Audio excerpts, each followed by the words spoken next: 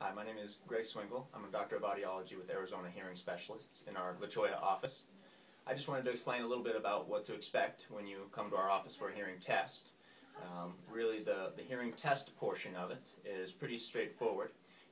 After the audiologist takes a look in your ears to make sure there's not a buildup of wax in the ears, we're going to take you into what's called a sound booth. And that's a booth that is designed to cut out as much sound as possible.